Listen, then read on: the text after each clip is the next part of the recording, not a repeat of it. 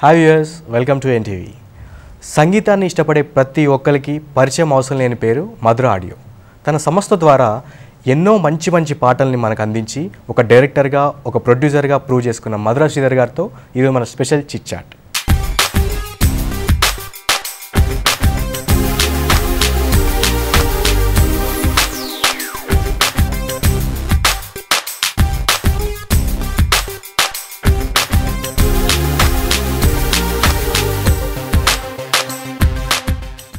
Hi sir, ఎలా ఉన్నారు sir? I'm good.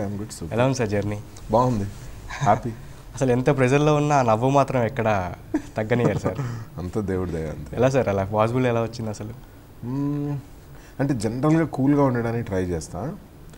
Pressure ఇక్కడ ఉంటుంది యాక్చువల్లీ, అదే బట్ ఐ డోంట్ షో అంతే. ఓకే. ఒక సినిమా చూస్తూ మనం నార్మల్ థియేటర్లో ఇన్స్పైర్ అవ్వడం కామన్. హీరోని చూసి అరే సిక్స్ ప్యాక్ చేసేయాలి అలా. మీరు శివ చూశారు, ఇన్స్పైర్ అయ్యారు. చాలా ఇయర్స్ తర్వాత మీ సినిమా తీశారు. అవును. సో మేము మామూలుగా అయితే మూవీ బయటికి రాగానే శరా మామూలు, మీరు అది ఎలా కంటిన్యూ చేశారు సార్ అదే ఇన్స్పిరేషన్ని? అది ఎలా అంటే ఒకటి ఇంపాక్ట్ హెవీగా ఉండింది. శివ సినిమా చూసాం, ఫస్ట్ గీతాంజలి చూసాం, ఆ తర్వాత శివ చూసాం. ఇంపాక్ట్ హెవీగా ఉండింది శివ. ఆ తర్వాత చూస్తే రోజా వచ్చేసింది.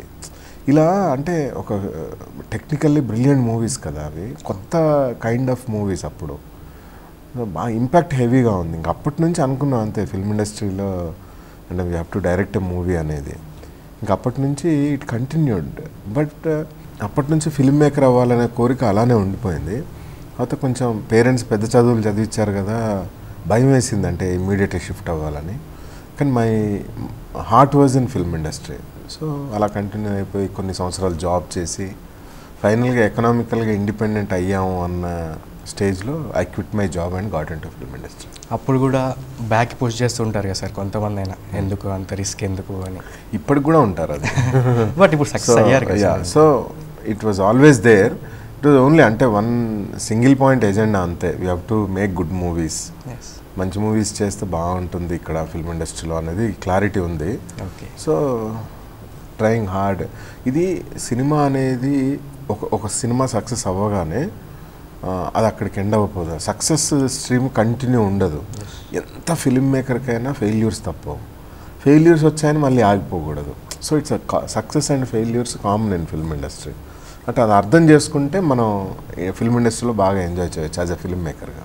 మీ ఫస్ట్ మూవీలో దిల్ రాజు గారు చెప్పినట్టు ఒక 15 పాయింట్స్, సెకండ్ మూవీలో ఒక 21 పాయింట్స్, అవి చేసి ఉంటే వేరేలా ఉండేది అని మీకు ఎప్పుడైనా అనిపించిందా సార్? సెకండ్ మూవీలో అనిపించింది. ఓకే. దిల్ రాజు గారు చెప్పినట్టుగా ఇట్స్ మై లవ్ స్టోరీలో కనుక సెకండ్ హాఫ్ చేంజ్ చేసి ఉంటే the result would have been much better.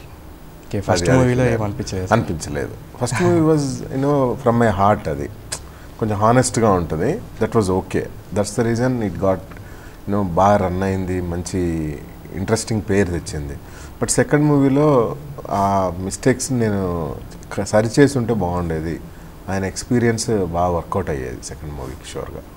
ఇప్పటికీ అది కంటిన్యూ అవుతుందా సార్ ఆ గైడెన్స్ ఇవ్వడం అది? Oh definitely. He's my source of inspiration and guide అండి. పామ్ ఆస్ట్రాలజీ బాగా ఐడియా ఉంది కదా సార్? ఎస్. సో ఏంటి సార్ అసలు ప్రాసెస్ ఏంటి సార్? అంటే ఎలా? పామిస్ట్రీ వేరే, ఆస్ట్రాలజీ వేరే. ఓకే. పామిస్ట్రీ అంటేనేమో మన చేతికి సంబంధించింది. ఓకే. ఆస్ట్రాలజీ అంటేనేమో మన గ్రహాలకు సంబంధించింది అనమాట. నాకు ఆస్ట్రాలజీ మీద ఐడియా ఉంది కానీ దాని మీద లోతుగా తెలియదు. పామిస్ట్రీ మీద కొంచెం మంచి పరిజ్ఞానం ఉంది. సో అది చూసి చెప్తారా సార్ లేకపోతే ఎలా సార్? ఐ మీన్ చూసి క్యారెక్టర్స్ చెప్పచ్చు. క్యారెక్టరైజేషన్, ఒక మంచి క్యారెక్టర్ అంతా దీంట్లో తెలిసిపోతుంది.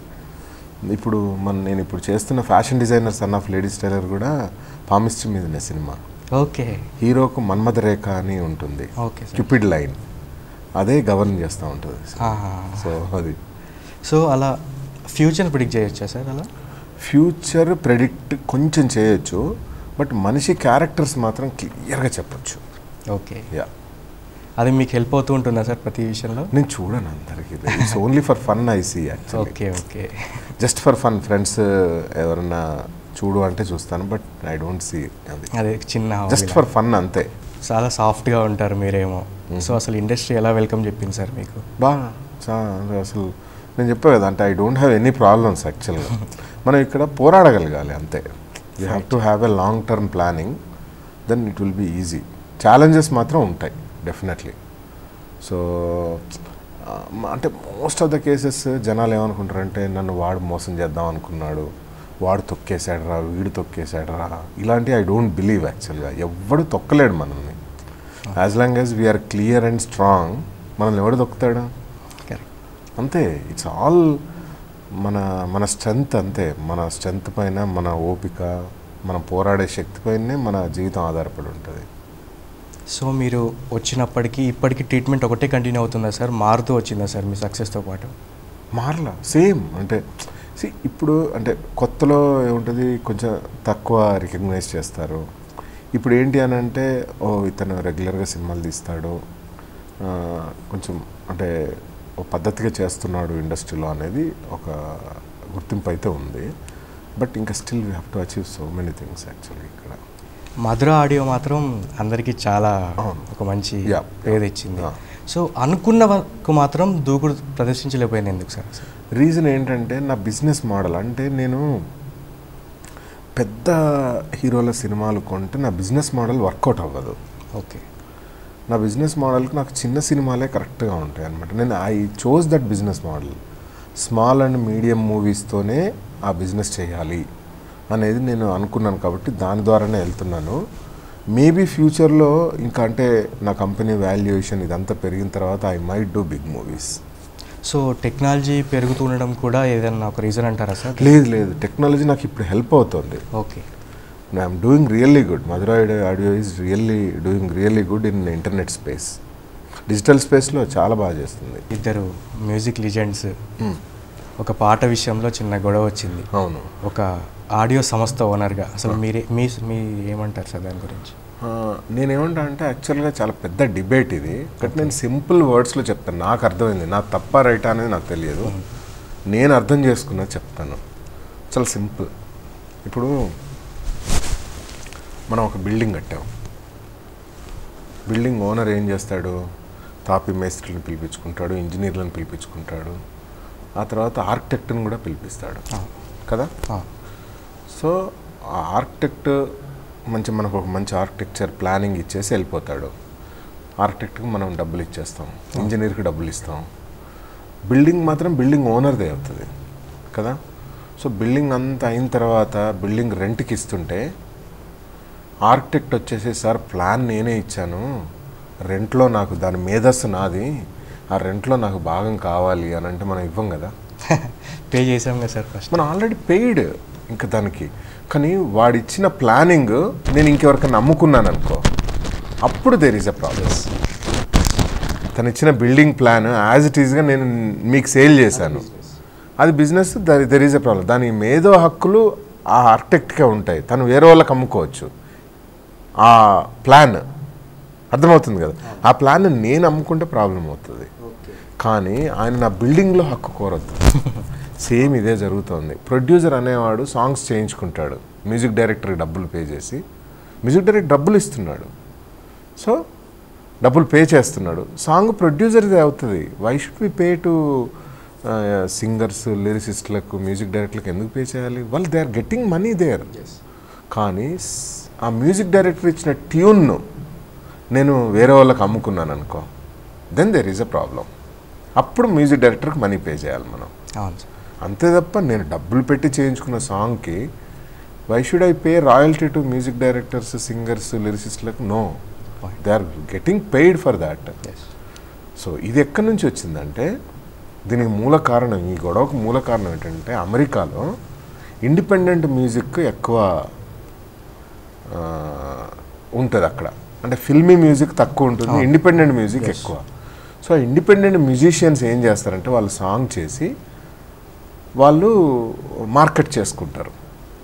వాళ్ళు సాంగ్ చేసి ఏం చేస్తారు, సోనీ మ్యూజిక్కి ఇస్తారు. సోనీ మ్యూజిక్ మార్కెట్ చేస్తుంది, మార్కెట్ చేసి రాయల్టీ జీవితాంతం వాళ్ళకి ఇస్తుంది. సో ఇండిపెండెంట్ మ్యూజిక్కి ఆ రాయల్టీస్ వస్తాయి. ఎందుకంటే ఆ ఇండిపెండెంట్ మ్యూజిక్ డైరెక్టర్కు ఎవరు పే చేయరు, పాపం సొంత ఖర్చులతోనే తన సాంగ్ చేసుకొని సోనీ మ్యూజిక్కో XYZ మ్యూజిక్ ఇస్తాడు. కాబట్టి అప్పుడు ఆ మ్యూజిక్ కంపెనీస్ రాయల్టీ, జీవితాంతం వాళ్ళకి రాయల్టీ. మైకేల్ జాక్సన్స్కి ఇప్పటికీ రాయల్టీ ఎందుకు వస్తుంది? మైకేల్ జాక్సన్ తన సొంత ఖర్చులతోనే ఆ సాంగ్ తయారు చేశాడు కాబట్టి. కానీ ఇక్కడ మనది సినిమా మ్యూజిక్.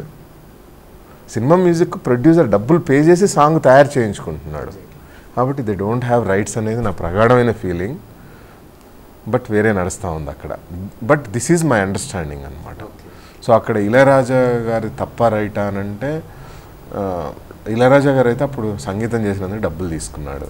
మీరే డిసైడ్ చేయండి ఆయన తప్ప రైటా అనేది. సింపుల్. నిహారికని లాంచ్ చేయాలి అని ఒక బాధ్యతను తీసుకున్నారు. ఏంటి సార్ స్పెషల్ రీజన్ ఉందా సార్ దానికి? తను చాలా టాలెంటెడ్ అండి Niharika. Is amazing Telugu talent available నాకు తెలిసి అయితే Niharika. Okay, that's all, that's the only reason. ఆ సినిమాకు నిహారిక అయితే బాగుంటుంది అనిపించింది, అందుకని నిహారికని తీసుకున్నాం సార్. కానీ మన మూవీస్లో కొంచెం హీరోయిన్ లాస్ట్లో చనిపోయేవి అలాంటివి ఎక్కువగా తీసుకోరు మన ఆడియన్స్. సో అయినా మీరు డేర్ చేసి అది రిస్కే అనుకోవచ్చా?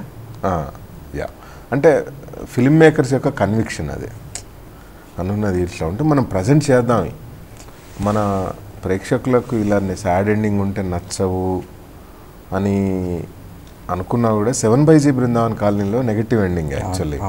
మరో చరిత్ర నెగిటివ్ ఎండింగ్. సో మంచి ప్రేమ కథను చెప్తే మన వాళ్ళు రిసీవ్ చేసుకుంటారని ఒక నమ్మకం, ధైర్యం ఉండే. దాంతో ఈ కథను అలానే ధైర్యంగా ముందుకు తీసుకెళ్ళాం. ఎప్పుడైతే అధైర్యంగా వెళ్తే కాంప్రమైజెస్ అవ్వాల్సి వస్తుందనే ఒక చిన్న ఇది. సో మేము ఏదైతే బిలీవ్ చేసామో దాని మీద చేసేసాం. లాంచ్ విషయంలోనే ఫస్ట్ దాంట్లోనే వాళ్ళని మెచ్చుకోవాలి, నిహారికను, నాగబాబు గారిని మెచ్చుకోవాలి ఈ కథను విని యాక్సెప్ట్ చేసినందుకు. సో నాగశౌర్య కూడా నెక్స్ట్ ఏమన్నా ప్రాజెక్ట్స్ ఎక్స్పెక్ట్ చేయొచ్చా సార్? ఏది మీ బ్యానర్లో మీరు తీస్తారా? ఏది నాగశౌర్య తోటి అంటే తెలియదు, ఫ్యూచర్ ఏమవుద్దో తెలియదు కదా. అంటే స్టోరీస్ ఉంటాయి కదా. సో ఇంట్రెస్టింగ్ ప్రాజెక్ట్ సెట్ అవుతే ఇంకా మనకు తెలియదు వాట్ ఈజ్ ఇన్ స్టోర్ అనేది మనం చెప్పలేము ఫిల్మ్ ఇండస్ట్రీలో. సో మీరు హిట్ ట్రాక్లో ఉన్నా కూడా మళ్ళీ అదే దూకుడుతో ఇంకా కంటిన్యూ చేయకుండా కొంచెం మళ్ళీ స్లో అవుతుంటారు కదా సార్, ఎందుకు సార్ అలా? అంటే కాదు, సినిమా ప్రొడక్షన్ అనేది, సినిమాలు అనేది ఎగ్జైట్మెంట్తో కూడుకుంది. అంటే ఒక పాయింట్ మీద మనం ఎగ్జైట్ అయితే మనం ముందుకెళ్తాం. ఇప్పుడు ఫ్యాషన్ డిజైనర్ మూవీ ఉంది, ఇప్పుడు మేలో రిలీజ్ అవుతుంది. ఆ ఎగ్జైట్మెంట్ ఏంటి అంటే, నాకు ఫస్ట్ ఎగ్జైట్మెంట్ ఎప్పుడో చిన్నప్పుడు వంశీ గారి సినిమాలు చూసేవాళ్ళం కదా, ఇంట్రెస్టింగ్గా ఉంటాయి ఆయనవి. ఆయనతో సినిమా తీస్తే బాగుంటుందని ఒక చిన్న ఎగ్జైట్మెంట్. రెండోది ఏంటి, అప్పటి లేడీస్ టైలర్కు సీక్వెల్ చేస్తే బాగుంటుంది, అప్పటి లేడీస్ టైలర్ కొడుకు ఇప్పుడు ఫ్యాషన్ డిజైనర్ అవుతాడు అని అనుకుంటే కథ ఎలా ఉంటుంది అనే ఎగ్జైట్మెంట్తో డ్రైవ్ అయిన ఇదనమాట. దానికోసం 2 సంవత్సరాలు కష్టపడ్డాం. కాబట్టి టేక్స్ అంటే ఏదో మొదలు పెట్టాలి కాబట్టి, సినిమా మొదలు పెట్టాలి కాబట్టి పెట్టకుండా, మనం ఎప్పుడైతే ఒక ప్రాజెక్ట్ మీద ఎగ్జైట్ అయినామో అప్పుడు మొదలు పెడితే మంచిది అనమాట. సో మరి పెద్ద వంశీ గారితో అగైన్ ఏ రిస్క్, మళ్ళీ ఒక డేర్ గేమ్. ప్రతి ఒక్కరు మేము వాళ్ళు చెప్తూనే ఉండుంటారు కొంచెం జాగ్రత్త, కొంచెం జాగ్రత్త. So but he's amazing technician. అంటే ఆయన మన అంచనాలకు అందడు. వెరీ, అంటే I learned a lot from him, the way he picturizes and all. So it's tough to deal with him, but he's amazing director. Very happy and proud. Output కూడా చాలా బాగుంది, ఇంట్రెస్టింగ్గా ఉంది, మంచి కామెడీతోని ఇంట్రెస్టింగ్ మూవీ తయారైంది. చూద్దాం ఏంటి అనేది చూడాలి. సో యాజ్ ఎ డైరెక్టర్ మీరు అందులో ఏదన్నా స్క్రిప్ట్లో కానీ అన్నిట్లో మీరు ఇన్వాల్వ్ అయ్యారు? స్క్రిప్ట్లో ఇన్వాల్వ్ అంటే నేను డెఫినెట్లీ స్క్రిప్ట్ చూసి ఏది ఉండాలి ఏది ఉండకూడదు అనేది నేను స్క్రిప్ట్లో చాలా డీప్గానే ఇన్వాల్వ్ అవుతాను. ఓకే, షూర్గా. యా, షూటింగ్ అప్పుడు ఏమి ఉండదు, బట్ స్క్రిప్ట్కి మాత్రం డిస్కషన్ చేస్తాను ఫుల్గా. ఓకే, ఫుల్ ఫ్లెడ్జ్డ్గా. మళ్ళీ షూటింగ్ అయిన తర్వాత మళ్ళీ డిస్కషన్ చేస్తాను. ఓకే, ఎడిటింగ్ దగ్గర. స్టార్స్తో చాలా మంచి క్లోజ్గా ఉంటూ ఉంటారు మీరు, కానీ ఎక్కువ ఎందుకు సార్ ఆ స్టార్స్ తోటే సినిమాలు ఎందుకు తీయరు? అంటే చెప్పాను కదా, నా బిజినెస్ మోడల్ చిన్న సినిమాలు అయితేనే కరెక్ట్గా ఉంటుంది. మనం చెప్పాలనుకున్న బుల్లి కథలను బాగా చెప్పొచ్చు. ఓకే, కొత్త స్టార్స్ అయితే మన ఫ్రీడమ్ ఎక్కువ ఉంటుంది, ఈజీగా చెప్పొచ్చు మన కథని అనేది నాది. That's the only thing. Actually space తీసుకోవచ్చు. స్టార్స్ అనేసరికి మనం చాలా కన్స్టెంట్స్తో పనిచేయాలి, బడ్జెట్స్, ఆ రిస్క్ అదంతా ఎక్కువ ఉంటుంది. That's the reason I just want to go with new stars. కొత్త వాళ్ళతో చేస్తే ఆ ఫ్రీడమ్ కానీ అది కానీ ఎంజాయ్ చేయొచ్చు ఫిలిం మేకింగ్ అనేది నా పాయింట్. వేరే ఎక్స్టర్నల్ ఫోర్సెస్ ఉండవు. డెసిషన్ మేకింగ్ మనమే తీసుకోవచ్చు. చిన్న ఇష్యూ అంతే అది. సో ఇది అడగాలో వద్దో తెలియదు, అడగచ్చు. బట్ మధుర శ్రీధర్ గారికి కొద్దిగా లౌక్యం తక్కువ ఉండడం వల్లే అనుకున్నంత రాణించలేకపోతున్నారని అంటూ ఉంటారు. కావచ్చు అండి, తెలియదు. అయ్యో మీ గురించి మీకు నాకు అంటే నాకు లౌక్యం ఉందా లేదా అనే పాయింట్ నాకు తెలియదు నిజంగా. ఓకే, నేనైతే వెళ్ళిపోతూ ఉంటాను. అది ఫర్ ఎగ్జాంపుల్ నేను నాకంటూ నా జీవితం ఆ మణికొండలో ఎక్కడో ఆఫీస్ ఉంటుంది, నా సర్కిల్ నా ఇదే ఉంటుంది. జనరల్గా అందరితో మరీ వెళ్ళను. బట్ లౌక్యం గురించి నాకు తెలియదు నిజంగా. నాకు లౌక్యం ఉందా లేదా అనేది నా ఫ్రెండ్స్ చెప్పాలి. ఓకే, లౌక్యంగా ఇప్పుడు కొత్తగా వింటున్నా లౌక్యం. నేను నాకు లౌక్యం ఉందనే అనుకుంటా. అంటే the way I deal with people కొంచెం జాగ్రత్తనే. But maybe I'm missing something అనుకుంటా మరి. కానీ మీరు ఒడిదుడుకులు ఎదుర్కొన్న సమయం ఏదైనా ఉంటే అప్పుడు మీకు తెలుస్తూ ఉంటుంది కదా సార్, దేనివల్ల అవుతుంది ఇలా అనేది? తెలుస్తూ ఉంటుంది. చాలా సింపుల్ అండి ఒడిదుడుకులు. ఫిల్మ్ ఇండస్ట్రీలో ఒడిదుడుకులు ఎక్కడ ఎదురవుతాయి? You have to have good script అంతే. మంచి స్క్రిప్ట్ ఉంటే మంచి సినిమా వస్తుంది. సో మంచి స్క్రిప్ట్ కుదరడం అనేది వెరీ రేర్. సినిమాలు 150 సినిమాలకు ఎన్ని సినిమాలు హిట్ అవుతున్నాయండి? Only 15 to 20. అంటే 150 సినిమాలలో 20 సినిమాలు మాత్రమే మంచి స్క్రిప్టులు లక్కీగా వర్కౌట్ అవుతున్నాయి. మిగతా 130 వర్కౌట్ అవ్వట్లా. That doesn't mean that they are not trying కాదు. వాళ్ళు ట్రై చేస్తున్నారు కానీ వర్కౌట్ అవ్వవు అంతే. ఒక పెద్ద ఫిలిం మేకర్కి సూపర్ హిట్ ఇవ్వగలడు, మరి ఆ తర్వాతనే మళ్ళీ ఫ్లాప్ వస్తుంది. రీజన్ ఏంటి? అప్పుడు వర్కౌట్ అయింది, అన్ని శక్తులు ఏకమై ఒక మంచి స్క్రిప్ట్ తీసుకొచ్చాయి. ఆ నెక్స్ట్ వర్కౌట్ అవ్వదు, బికాస్ తన ఎగ్జైట్మెంట్ లెవెల్స్ వేరే ఉంటాయి. Under so many circumstances they work అనే స్క్రిప్ట్. ఒకటి వర్కౌట్ అవుతుంది, ఒకటి వర్కౌట్. మేబీ నా టైం రాలేదు, ఇంకా కరెక్ట్ స్క్రిప్ట్ వర్కౌట్ అయ్యి కొట్టే టైం రాలేదేమో అనుకుంటా. బట్ దాని హార్డ్ వర్క్ సేమ్, దాని గురించి ఆలోచించేది సేమ్. ఒకటే ఏంటంటే నేను ఏదైనా కథ తయారు చేసేటప్పుడు నేను ఫిల్మ్ ఇండస్ట్రీకి సంబంధించిన రైటర్ని, ఎక్స్పీరియన్స్డ్ రైటర్ని పిలవాలంటే నాకు కొంచెం భయం. ఓకే, బాగా మూసధోరణిలో ఉంటుంది థాట్ ప్రాసెస్ అని నాకు భయం. అంటే నా పర్సనల్ ఫీలింగ్. ఓకే, అదే స్టైల్ వాళ్ళకంటూ ఫార్ములా గీసుకొని వర్క్ చేస్తూ ఉంటారు. అది కాకుండా నాకు యంగ్స్టర్స్ని పిలిచి కొంచెం ఓపెన్ డిస్కషన్ చేయడం ఇష్టం అనమాట.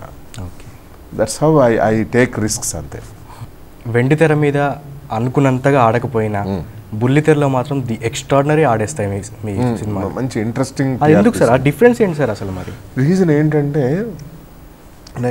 అంటే లార్జర్ దెన్ లైఫ్ స్టోరీస్ కాదు నావి లైఫ్ స్టోరీస్, అంటే మన జీవితాల నుంచి వచ్చిన స్టోరీస్ అనమాట. అందుకనే టీవీకి బాగా సెట్ అవుతాయి యాక్చువల్లీ నా సినిమా. వాస్తవంగా టీవీకి బాగా సెట్ అవుతాయి, ఎందుకంటే నేను కొత్త వాళ్ళతో తీస్తాను. ప్రేక్షకులకి ఏంటి లార్జర్ దెన్ లైఫ్ స్టోరీలు కావాలి అంటే, బట్ చిన్న కొత్త వాళ్ళతో కూడా మంచి ఇప్పుడు పెళ్లి చూపులో ఉంది, అంత కొత్త వాళ్ళతోనే మంచిగా సెట్ అవ్వాలి ఆ స్క్రిప్ట్ అనేది. So we're trying, it's a process. కొందరికి కొంచెం టైం పట్టుద్ది అంతే. Let's see with fashion design. అదే ఇప్పుడు దాన్ని బట్టి ఏమర్థమవుతుందంటే ఒకవేళ థియేటర్కి రప్పించేలాగా చేయట్లేదేమో అన్న ఇదిలో వస్తుంది. థియేటర్కు రప్పించేలా చేసాం యాక్చువల్లీ. ఓకే, బట్ కావలసినంత యూనో దాని ఆ బజ్ క్రియేట్ చేయలేకపోతున్నాం. ఇట్స్ ఓన్లీ స్క్రిప్ట్ అంతే. We have to work on script, we have to make better scripts and better movies అంతే. ఇంకా వేరే that's the only thing we have. పెళ్లి చూపులు మూవీ ప్రస్తావన మీకు వచ్చింది, సో ఎలా సార్, ఎలా అప్రోచ్ ఎలా అయింది? సో దాని స్టోరీ ఏంటి సార్? రాజ్ కందుకూరి గారు నా ఫ్రెండ్ అన్నమాట. నేను అంటే though we're very close friends, ఎప్పుడు అసలు I never try to know what it is actually. అసలు పెళ్లి చూపులు అనే సినిమా తీస్తున్నాడో, ఓకే ఆల్ ది బెస్ట్ ఇంతే. బట్ ఫైనల్ కాపీ వచ్చిన తర్వాత నేను ఆడియో మన మధుర ఆడియో ద్వారా రిలీజ్ చేశాను. సో ఒకరోజు చూడమన్నారు, I liked it. Then you know next ఎంత ఇంకా దీనికి పొటెన్షియల్ ఉంది అనుకోవడం, వెంటనే సురేష్ బాబు గారికి చూపించడం, ఆ తర్వాత మేము ఇద్దరం కలిసి దాన్ని ముందుకు తీసుకెళ్ళడం. అది అంటే ఇట్ హ్యాపెండ్ అంతే. But when I saw first, అంతకుముందు చాలా మంది చూసారట, మరి వాళ్ళకి నచ్చలేదు. మన ఇండస్ట్రీలో 6 to 7 పెద్ద ప్రొడక్షన్ కంపెనీస్కి వెళ్ళేసిన తర్వాత I watched, I liked it, it happened అంతే. అవార్డు వచ్చినందుకు good, I'm very happy for the team actually. Super happy. అంటే చాలా ఇన్స్పిరేషన్ చాలామంది ఫిల్మ్ మేకర్స్కు ఆ సినిమా. అంటే సిన్సియర్గా ఒక మంచి అంటే ఆన్ గ్రౌండ్ అంటే మనం టక్ మన సినిమా కథ అనుకోగానే అరే ఇది బీసీలకు ఎక్కుద్దా అని అంటారు. బీసీలకు ఎక్కడం ఏంటి, ఏబిసిలు ఇవన్నీ ఆ డివిజన్లు చేయకూడదు యాక్చువల్లీ. ఓకే, సినిమాను సినిమాగా చేస్తున్నామా, ఎండ్ టు ఎండ్ కరెక్ట్గా ఉందా అని ఆలోచించుకొని సినిమా తీయాలి. సో ఇది ఫస్ట్ ఇది బీసీలకు ఎక్కదేమోరా అని అంటారు. పెళ్లి చూపులు చూడండి, రిలీజ్ చేసిన తర్వాత ఫస్ట్ ఏ సెంటర్స్లో రిలీజ్ చేసాం, హిట్ ఆటోమేటిక్గా బీసీలు ఆడుకుంటూ పోయింది. సో మన release plan important, positioning important. ఏ సెంటర్లో హిట్ అవుతే బీసీలలో హిట్ అవుతుంది ఆటోమేటిక్. అది కొంచెం తక్కువ ఉండొచ్చు బట్ సో దట్స్ ఆ విషయంలో సురేష్ బాబు గారికి మంచి అవగాహన ఉంది దాంట్లో. ఓకే, రాజ్ కందుకూరి గారితో మీ రిలేషన్ ఎలా ఉంటుంది సార్? Very good. అంటే ఈజ్ మై క్లోజెస్ట్ పాల్ అంతే. Okay, we're there for each other. Software industry నుంచి ఒక అబ్బాయి ఇండస్ట్రీకి వద్దాం అనుకుంటున్నాడు. అలాంటి అతనికి మీరేం చెప్తారు? Two things. అతని కెరియర్ గోల్ ఏంటి అనేది ఆలోచించాలి ఫస్ట్. అతని రిస్క్ టేకింగ్ క్యాపబిలిటీస్ ఏంటి అనేది ఆలోచించాలి. అతని ఎకనామికల్ బ్యాక్గ్రౌండ్ ఏంటి అనేది ఆలోచించాలి. సో తను ఎకనామికల్గా అటు ఇటు ఉన్నా కూడా రిస్క్ టేకింగ్ ఎబిలిటీస్ ఉన్నాయి. అంటే కష్టపడడానికి ఇక్కడ ఎందుకంటే we can not predict anything. అంటే రెగ్యులర్గా శాలరీస్ ఉండవు, ఇవన్నీ ఏమి ఉండవు బేసికల్లీ. కాబట్టి ఆ రిస్క్ టేకింగ్ ఎబిలిటీస్ ఉన్నాయా లేవా ఆ పర్సన్కి ఇవన్నీ అనలైజ్ చేసి చెప్పగలను. తనతో కూర్చుంటే చెప్పాను నువ్వు ఇండస్ట్రీకి రావచ్చా లేదా అని. కొందరు ఏం చేస్తారంటే రెండు పడవల మీద ప్రయాణం చేద్దాం ఉంటారు. నేను సాఫ్ట్వేర్ జాబ్ చేసుకుంటూనే I want to become a film maker. కుదరదు. You have to, if you want to be a film maker you have to put 100% energy and effort here. So ఎక్కువ మంది అసలు సాఫ్ట్వేర్ నుంచి ఎందుకు వస్తున్నారు సార్ ఇండస్ట్రీకి? ఏమైనా రీజన్ ఉందా సార్ దానికి?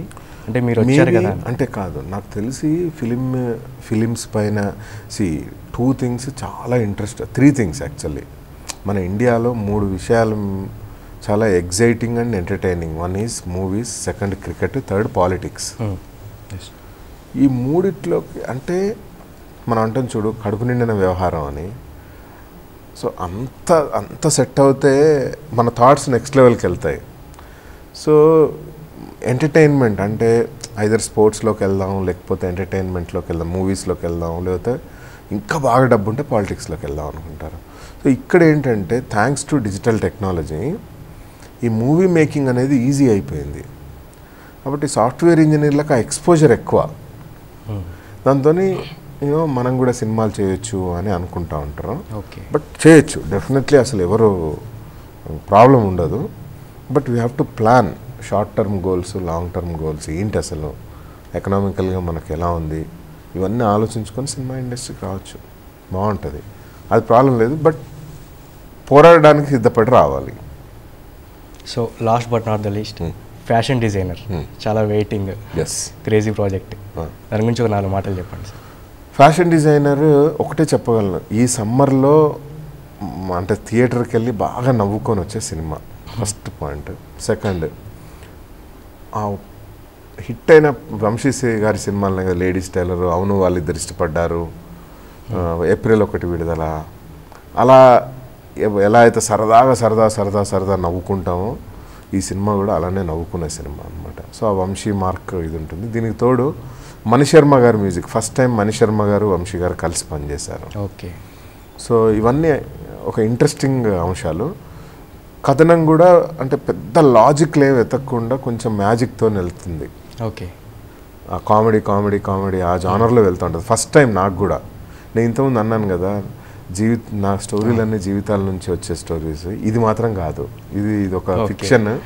నా మనసు అంటే నా హార్ట్ మాత్రం వేరే స్టోరీలు ఉంటాయి. ఇది మాత్రం purely excited because of Vamshi గారు అండ్ ఆ ladies tailor 30 years back ladies tailor create చేసిన మ్యాజిక్ కావచ్చు.